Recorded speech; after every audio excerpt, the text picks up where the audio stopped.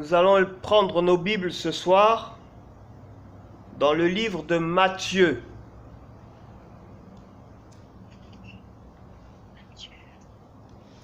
Matthieu chapitre 26.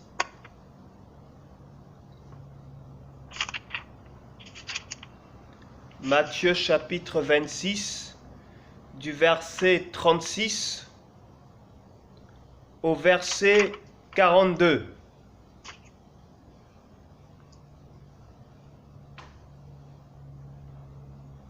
Matthieu chapitre 26, du verset 36 au verset 42. Je lis la parole du Seigneur. Là-dessus, Jésus alla avec eux au lieu dit Gethsémane, et il dit aux disciples, « Asseyez-vous ici, pendant que je m'éloignerai pour prier. » Il prit avec lui Pierre et les deux fils de Zébédée, et il commença à être saisi de tristesse et d'angoisse. Il leur dit alors, « Mon âme est triste jusqu'à la mort. Restez ici et veillez avec moi. » Puis il s'avança un peu, se jeta la face contre terre et pria ainsi. « Mon Père, s'il est possible, que cette coupe s'éloigne de moi.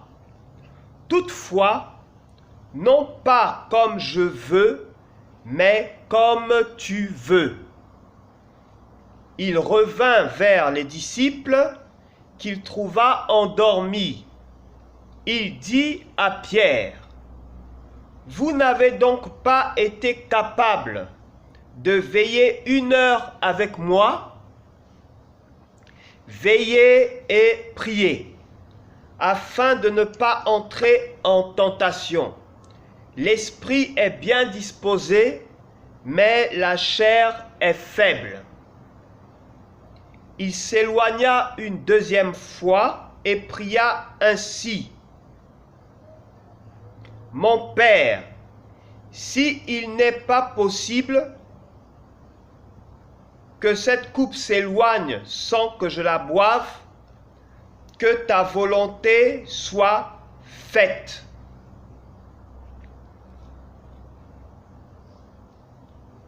Nous pouvons aller jusqu'au verset 46 pour comprendre le contexte. Il revint et les trouva encore endormis car leurs yeux étaient appesantis.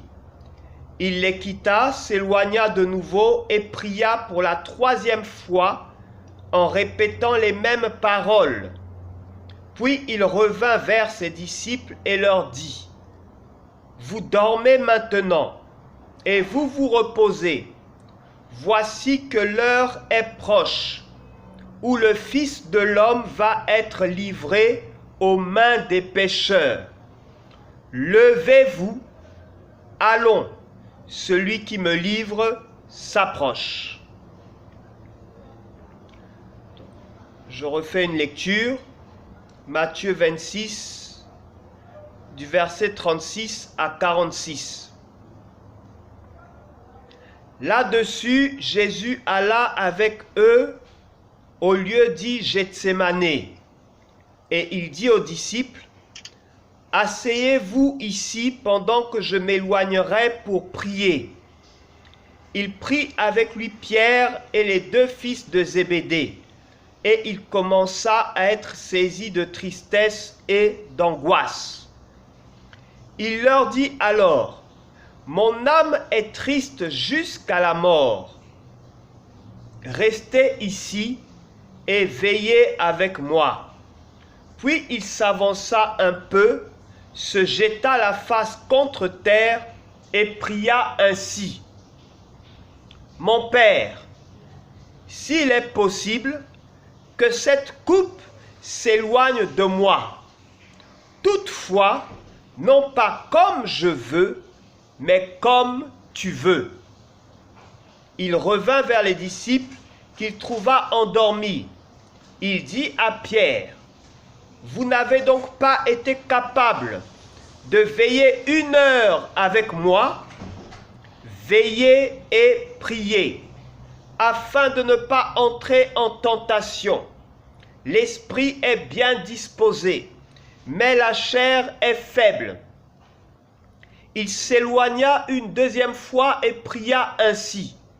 « Mon Père, s'il n'est pas possible que cette coupe s'éloigne sans que je la boive, que ta volonté soit faite. » Il revint et les trouva encore endormis, car leurs yeux étaient appesantis. Il les quitta, s'éloigna de nouveau et pria pour la 3e fois, en répétant les mêmes paroles. Puis il revint vers ses disciples et leur dit, « Vous dormez maintenant et vous vous reposez. Voici que l'heure est proche, où le Fils de l'homme va être livré aux mains des pécheurs. Levez-vous, allons, celui qui me livre s'approche. » Je refais une dernière lecture. Là-dessus, Jésus alla vers eux au lieu dit Gethsémane, et il dit aux disciples, « Asseyez-vous ici pendant que je m'éloignerai pour prier. » Il prit avec lui Pierre et les 2 fils de Zébédée, et il commença à être saisi de tristesse et d'angoisse. Il leur dit alors, « Mon âme est triste jusqu'à la mort. Restez ici et veillez avec moi. » Puis il s'avança un peu, se jeta la face contre terre et pria ainsi. « Mon Père, s'il est possible que cette coupe s'éloigne de moi, toutefois, non pas comme je veux, mais comme tu veux. » Il revint vers les disciples qu'il trouva endormis. Il dit à Pierre, « Vous n'avez donc pas été capable de veiller 1 heure avec moi? Veillez et priez, afin de ne pas entrer en tentation. L'esprit est bien disposé, mais la chair est faible. » Il s'éloigna une 2e fois et pria ainsi.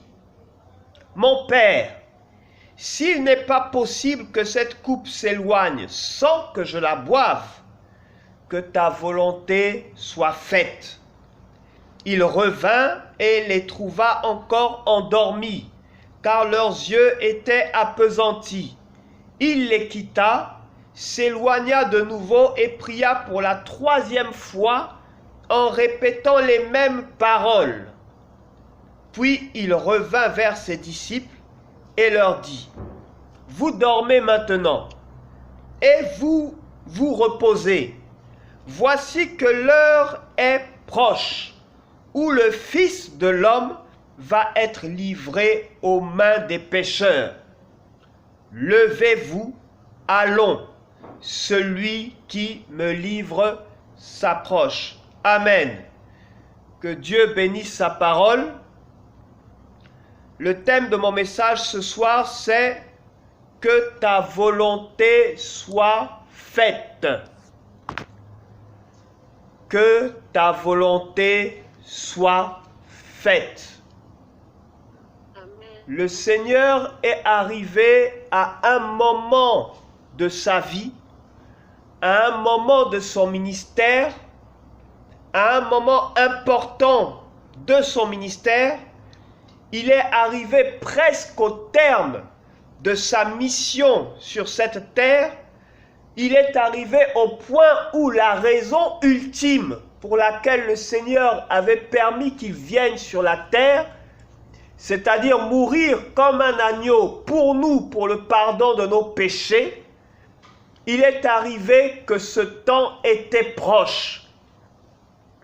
Et lorsque ce temps est arrivé, le Seigneur, voyant ce qui devait arriver, voyant qu'il devait être humilié, voyant qu'il devait être flagellé, voyant qu'il devait être ignoré, voyant qu'il devait être rabaissé, voyant qu'il devait être déshabillé, voyant qu'on devait lui cracher dessus, voyant qu'on devait l'humilier de toutes les sortes, voyant qu'il ne pourrait pas se défendre, voyant que Dieu aussi n'allait pas intervenir à ce moment-là parce que c'était le temps et la volonté de Dieu, voyant qu'il ne devait pas demander à Dieu d'envoyer des anges pour le défendre, voyant qu'il devait se trouver dans une situation de souffrance intense, de souffrance extrême, voyant qu'il devait à tout prix aller à la croix selon ce qui avait été écrit de lui, selon ce qui avait été prévu, selon la raison pour laquelle il est venu sur cette terre. Voici que ce temps ultime, cet instant important, était quasiment arrivé. Voyant ces choses, voyant cette souffrance, le Seigneur est entré en prière pour prier son Dieu, pour parler à son Dieu, afin de ne pas entrer en tentation comme il l'a dit à ses disciples.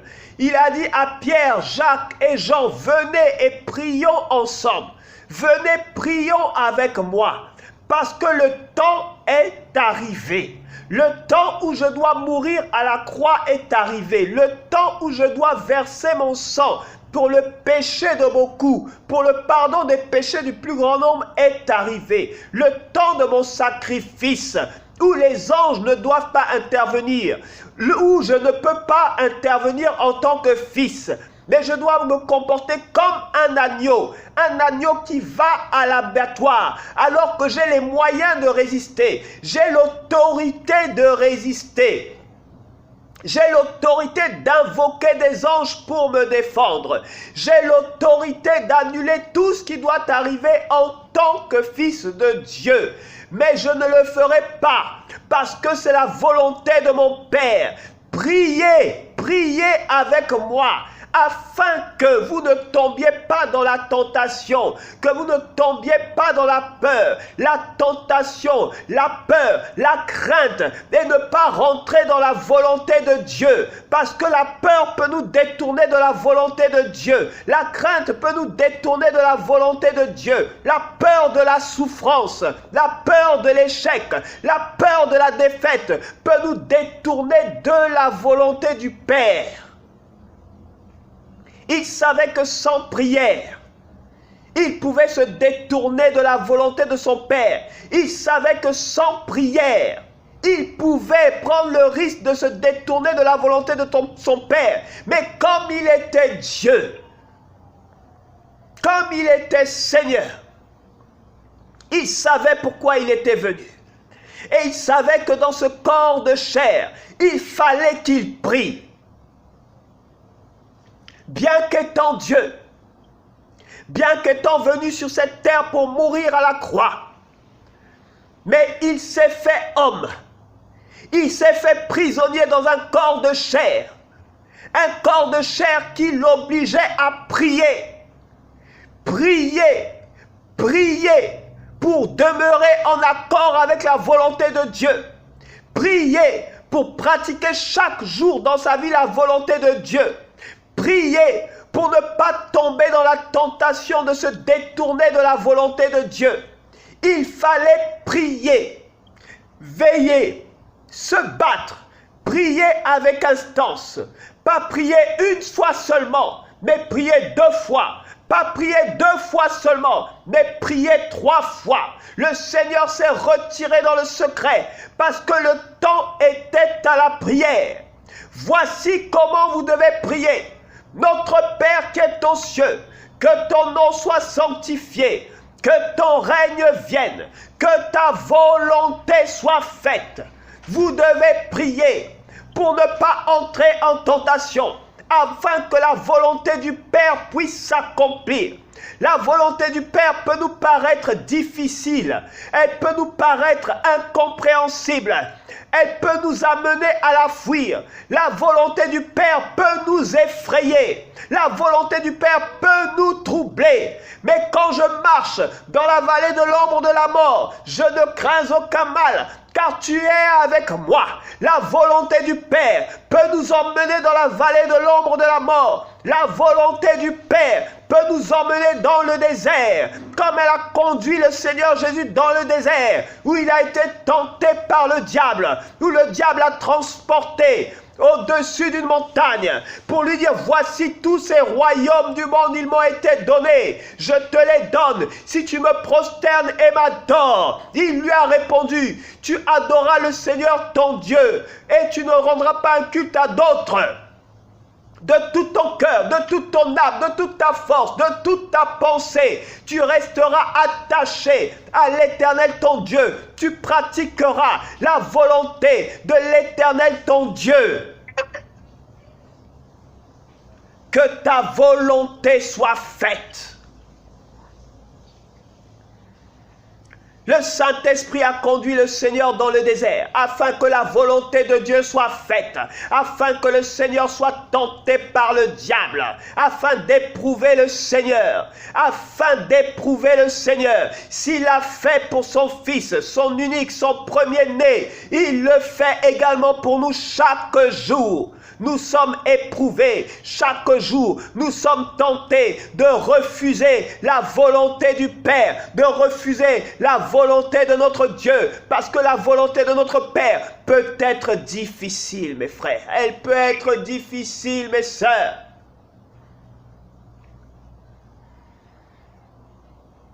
Il faut prier. Veiller et prier. Seigneur, que ta volonté soit faite. Si je dois être humilié, Seigneur, que ta volonté soit faite. Si on doit me cracher dessus, Seigneur, que ta volonté soit faite. Si je dois être flagellé, Seigneur, que ta volonté soit faite.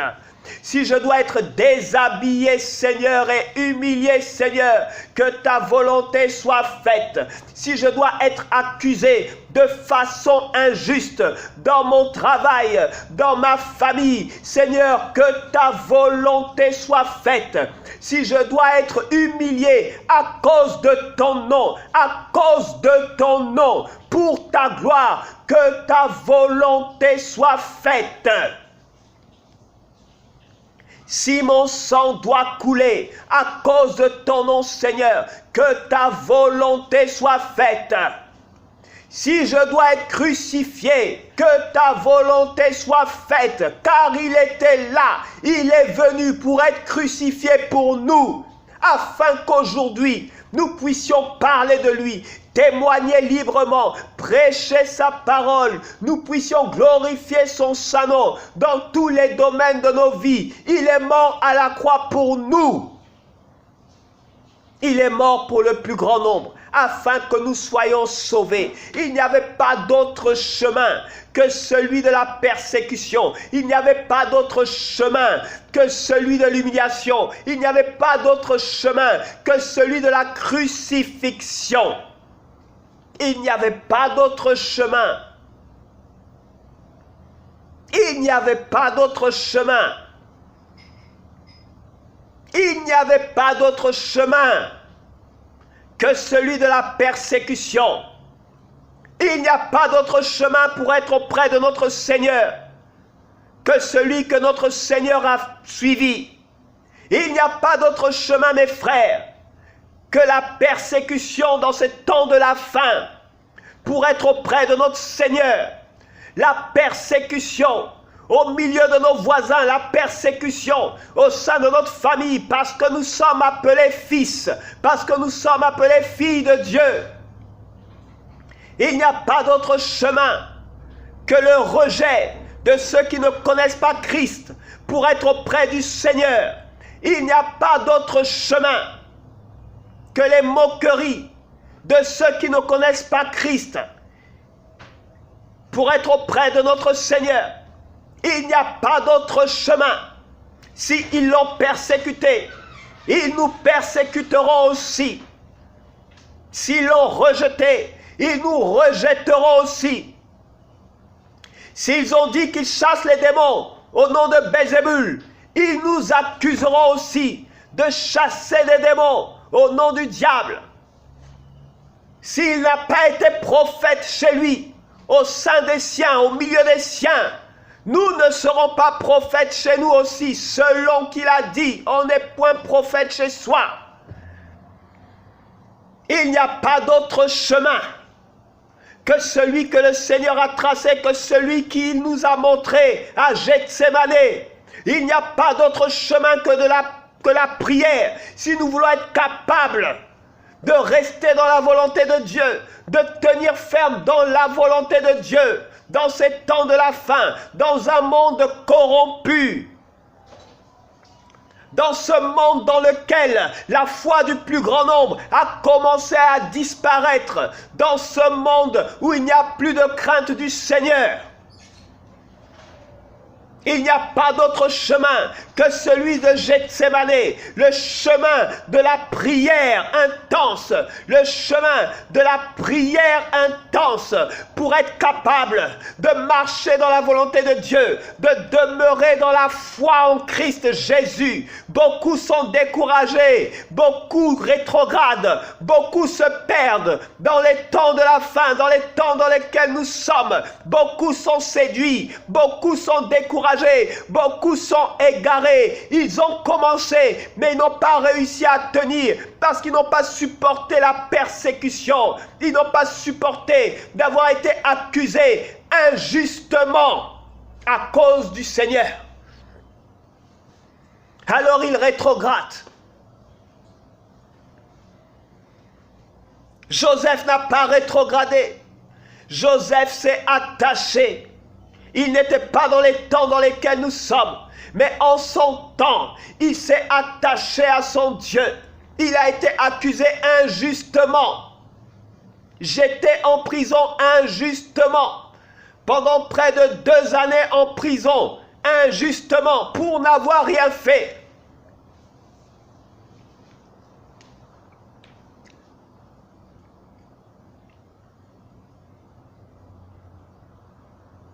Le Seigneur a été crucifié injustement pour n'avoir rien fait. Mais il fallait que le sang du juste coule pour purifier, nous purifier de nos péchés, pour nous sanctifier. Il fallait que le sang d'un juste, de celui qui n'a rien fait, de celui qui est irréprochable, coule afin que nous soyons sauvés.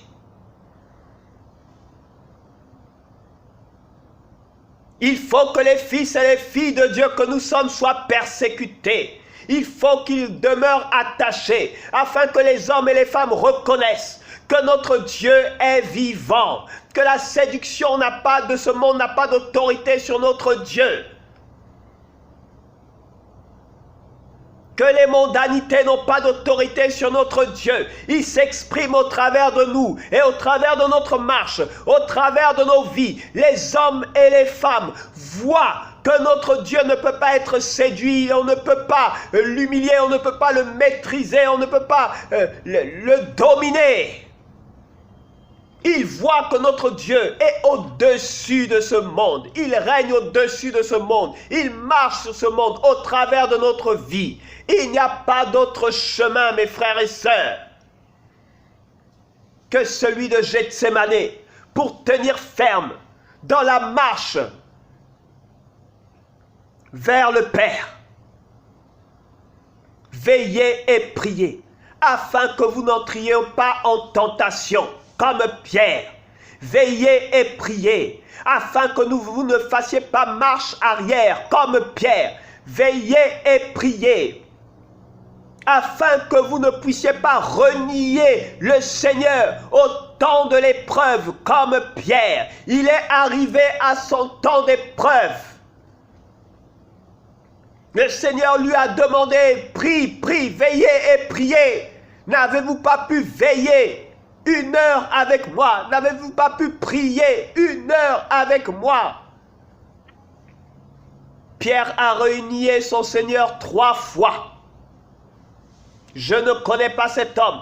Je ne le connais pas. Je ne l'ai jamais connu. Je n'ai jamais marché avec lui. Je n'ai jamais dormi avec lui. Je n'ai jamais été proche de lui. Je ne le connais absolument pas. Il a renié son Seigneur 3 fois. Parce qu'il n'avait pas prié, parce qu'il ne s'était pas préparé dans la prière. Mes frères et sœurs, le Seigneur nous a dit lui-même que la chair est faible.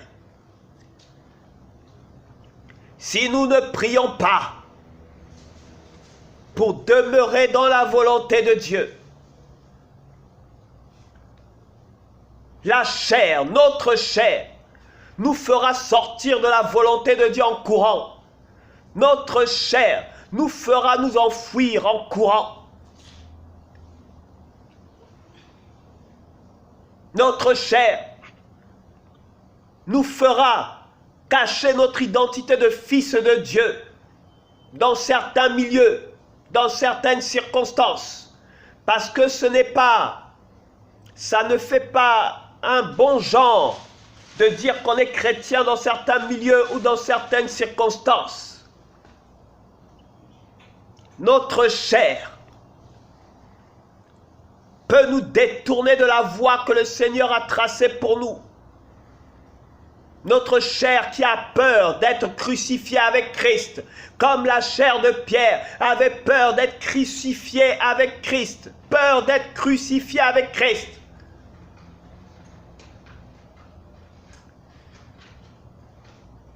Celui qui ne prend pas sa croix et me suit n'est pas digne de moi. Celui qui ne prend pas sa croix et me suit n'est pas digne de moi. Nous avons tous notre croix à porter pour être dignes du Seigneur, pour être auprès de lui. Nous avons tous notre croix à porter. Chacun d'entre nous a sa croix. Dans son foyer, chacun d'entre nous a sa croix. Dans sa vie professionnelle, chacun d'entre nous a sa croix. Dans sa vie familiale, chacun d'entre nous a sa croix. Dans son association, dans son quartier, dans son village, dans son district, chacun d'entre nous a sa croix. Dans sa cité, chacun d'entre nous a sa croix. Dans sa campagne, chacun d'entre nous a sa croix.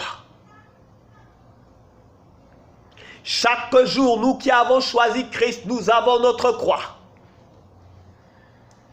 De même qu'il a porté sa propre croix, nous avons notre propre croix à porter. Nous avons nos propres souffrances à porter. Nous avons nos propres difficultés à porter. Nous avons des tentations dans lesquelles nous pouvons nous trouver. Mais sans la prière, la croix est dure, la croix est lourde, la croix est difficile à porter. Pierre n'a pas pu, il a renié le Seigneur. Il a renié parce qu'il a eu peur. Il a renié parce qu'il n'avait pas prié. Oh, Dieu est bon. Il a rétabli Pierre. Pierre, m'aimes-tu? Il lui a posé la question 3 fois. Pierre, m'aimes-tu? Pour annuler les 3 fois où Pierre avait renié le Seigneur avant le chant du coq. Frères et sœurs, prions pour l'accomplissement de la volonté de Dieu. Sinon, nous ne serons pas capables de l'accomplir. Sinon, nous ne serons pas capables de tenir ferme dans l'épreuve. Sinon, nous ne serons pas capables de tenir ferme dans la tentation. Nous ne serons pas capables de tenir ferme dans les difficultés et dans les épreuves. Nous ne serons pas capables de tenir ferme en face de l'alcool, en face de la drogue. Nous ne serons pas capables de tenir ferme en face de la corruption, en face de la séduction. Si nous ne prions pas, si nous ne veillons pas et prions, le Seigneur lui-même, qui est Dieu, qui est fils de Dieu, qui est totalement homme, le Seigneur lui-même a prié. Il a prié, il a veillé. Il n'a pas prié une fois. Il a prié 2 fois. Et il n'a pas prié 2 fois. Il a prié 3 fois. Et il a insisté dans la prière, en répétant les mêmes paroles. Il n'avait qu'une seule prière, une seule direction de prière. Priez pour que Dieu le rende capable d'accomplir sa volonté. Priez pour que Dieu le fortifie dans l'accomplissement de sa volonté. Priez pour que Dieu lui donne sa force de tenir ferme pour accomplir sa volonté, malgré les oppositions, malgré les obstacles, malgré les larmes, malgré les tristesses, au-delà des difficultés. Il a prié. Parce que la chair est faible. Parce que la chair peut nous détourner du but. Parce que la chair peut nous empêcher de prier. La chair peut nous empêcher de prier. Elle peut nous empêcher de grandir dans la prière. La chair peut nous rendre paresseux dans la prière. La chair peut nous empêcher de jeûner.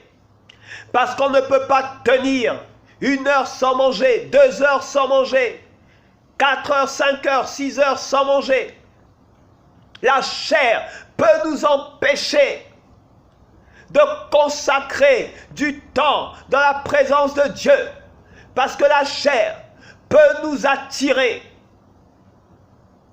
à faire d'autres choses. La chair peut nous garder des heures devant la télévision. La chair peut nous amener à sortir de la maison pour aller rendre des visites parfois inutiles. Alors que Dieu veut que nous consacrions du temps dans sa présence. Parce que c'est dans sa présence qu'on peut remporter la victoire sur la chair. C'est en passant du temps dans sa présence que nous pouvons crucifier la chair. C'est en passant du temps dans sa présence. Nous sommes crucifiés avec Christ. La chair a été crucifiée, notre chair a été crucifiée avec Christ.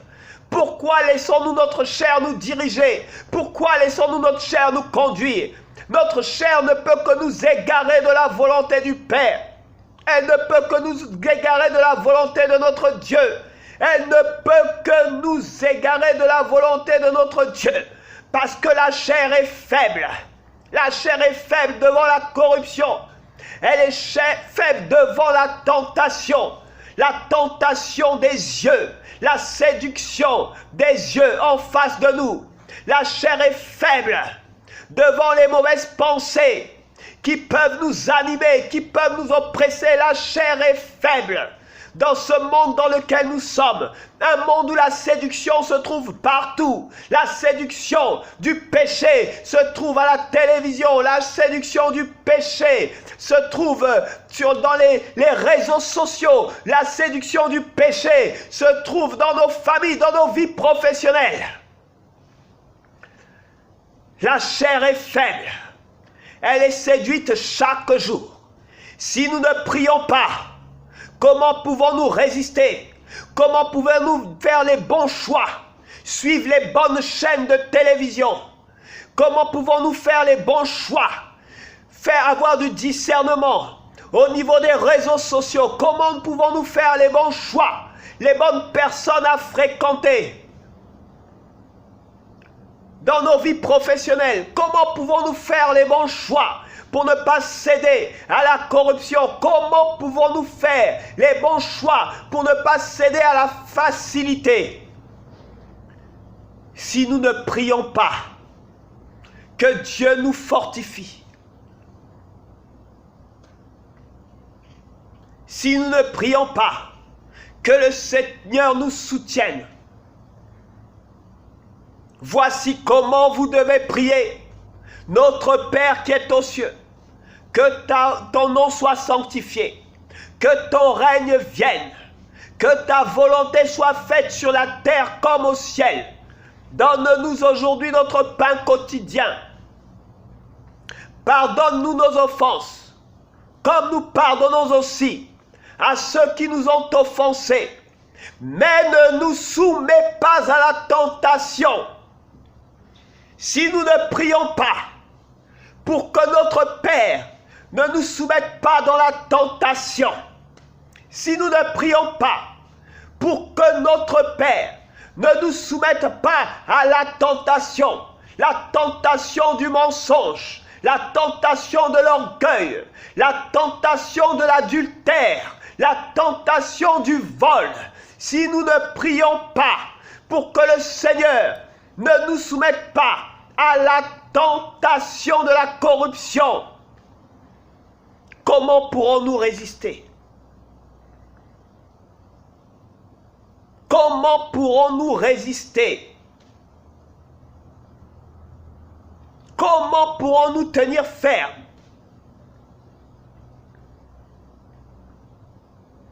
Veillez et priez, afin que vous ne tombiez pas dans la tentation, afin que vous n'entriez pas dans la tentation, afin que vous ne cédiez pas lors de la tentation. Veillez et priez. Le diable rôde comme un lion rugissant, qui cherche, qui il va dévorer, qui il va égorger. Il cherche qui il va détourner de la volonté de Dieu. Il cherche qui il va égarer de la volonté de Dieu. Il cherche qui il va sortir de la volonté de Dieu en exerçant des pressions de toutes sortes au travers de nos proches, comme la femme de Job, maudit Dieu et meurt. Il exerce une pression afin que Job soit tenté de maudire son Dieu, de renier son Dieu, de murmurer contre son Dieu. Il exerce des pressions financières, afin que nous croyons que notre Dieu nous a abandonnés, qu'il nous a laissé tomber. Il exerce des pressions afin que notre foi puisse faiblir, afin que nous puissions être faibles et céder à la facilité, céder à la corruption, céder au mensonge, faibles.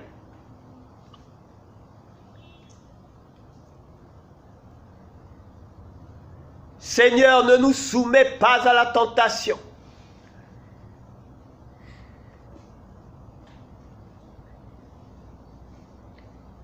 Veillez et priez afin de ne pas entrer en tentation.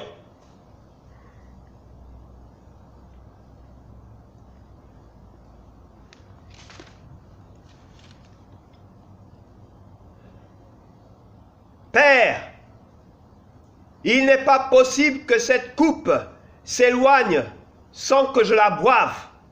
Que ta volonté soit faite. Que ta volonté soit faite.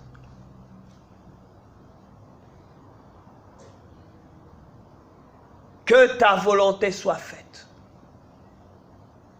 Que ton nom soit sanctifié, que ton règne vienne, que ta volonté soit faite, frères et sœurs. Chaque matin, prions que la volonté de notre Père s'accomplisse dans nos vies. Chaque jour, prions que la volonté de notre Père s'accomplisse dans nos vies. Battons-nous afin que nous soyons capables de demeurer dans la volonté de notre Dieu, dans nos foyers, dans nos décisions de chaque jour, dans notre marche avec notre Seigneur, dans les décisions professionnelles, dans les décisions d'affaires, au sein de notre famille, pour ceux qui ont qui sont des chefs de famille, que la volonté de Dieu soit faite. Dans les décisions que nous avons à prendre, dans l'exercice de nos fonctions, que ce soit des fonctions diplomatiques, que ce soit des fonctions politiques. Seigneur, rends-moi capable de faire ta volonté, non ce que je veux, non ce que je comprends, non ce que je conçois, mais ce que toi, Saint-Esprit, tu veux, ce que toi, Saint-Esprit, tu comprends, ce que toi, Saint-Esprit, tu conçois. Que ta volonté soit faite, Papa, dans tous les détails, pas ma volonté, mais ta volonté dans ma vie de chaque jour. Ta volonté, papa, dans les décisions que j'ai à prendre. Ta volonté, papa, dans tout ce que j'entreprends. Ta volonté, papa, dans tout ce que je touche. Ta volonté, papa, dans toutes mes affaires. Ta volonté, papa, pour la vie de mes parents, pour la vie de mes enfants, pour la vie de ceux qui me sont chers. Papa, je prie au nom de Jésus-Christ, afin que ta volonté s'accomplisse. Rends-moi capable de faire ta volonté dans mon ministère. Rends-moi capable de faire ta volonté au milieu de mes frères, de mes sœurs. Rends-moi capable de faire ta volonté en tant que père, en tant que mère, en tant qu'époux, en tant qu'épouse. Rends-moi capable de faire ta volonté en tant qu'enfant. Rends-moi capable de faire ta volonté en tant que chef, en tant que directeur, en tant que président. Rends-moi capable de faire ta volonté au-delà des pressions, au-delà de toute forme d'oppression, au-delà de mes propres limites, au-delà de mes propres intelligences. Papa, prends le contrôle de ma vie et que ta volonté soit faite. Amen.